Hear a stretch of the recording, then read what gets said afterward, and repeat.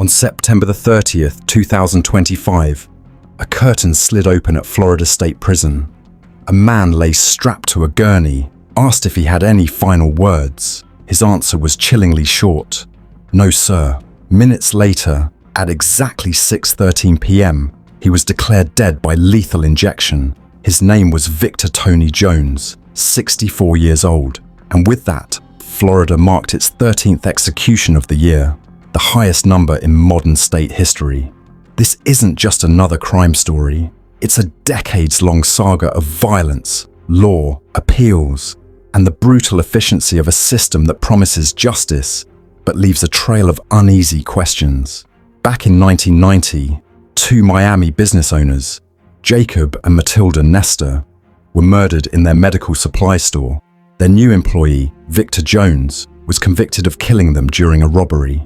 He was sentenced to death, and for 35 years he fought the system through appeals, claims of intellectual disability, and endless petitions. All of it ended in September 2025, when he became the 13th person executed that year in Florida, setting a record that forced the nation to pay attention. So what does this story really show us?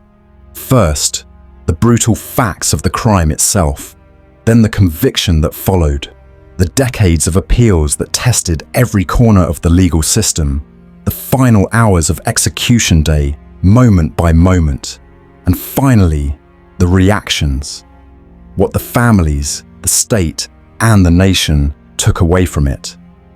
This isn't sensationalism. It's the record of a case that refuses to be simple.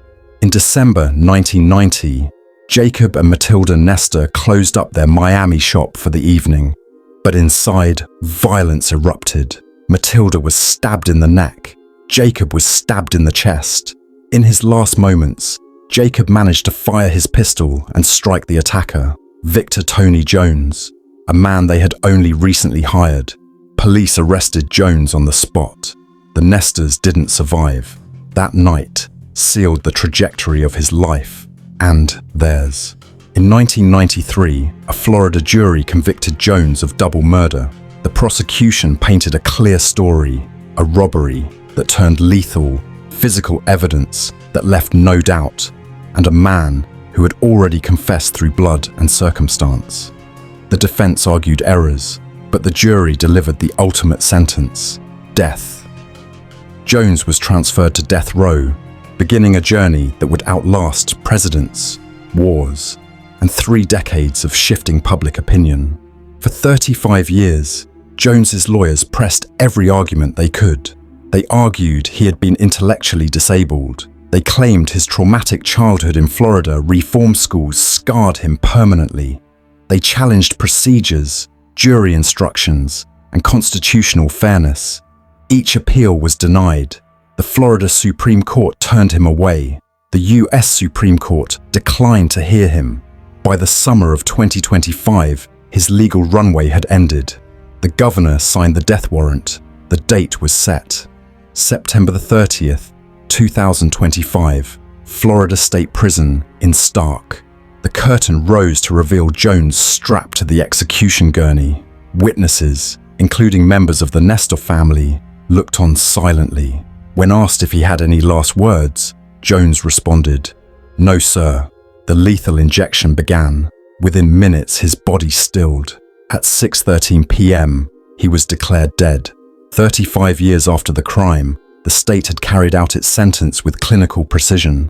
This execution was not just personal, it was historic. It marked Florida's 13th execution of 2025, breaking its previous annual record. Florida had executed more people in 9 months than almost any other state in the country. Supporters saw this as long-delayed justice. Critics saw it as a chilling acceleration of state power. And for the Nestor family, it was neither history nor politics.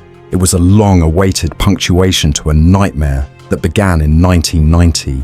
But what do we take from this? Should intellectual disability, childhood abuse, or decades of delay soften a verdict?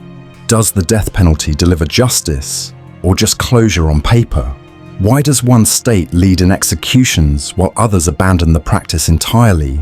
And at what cost? Moral, financial, and human. Does this system continue?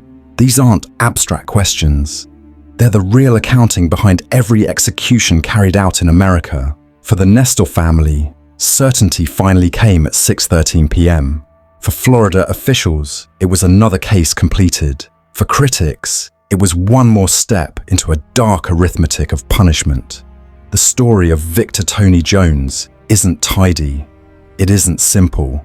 It's a reminder that justice in America is as much about time, politics, and process as it is about guilt and innocence.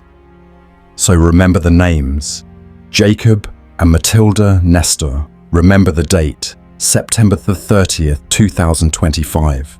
And remember the silence that followed when a man's final words were only, "No, sir."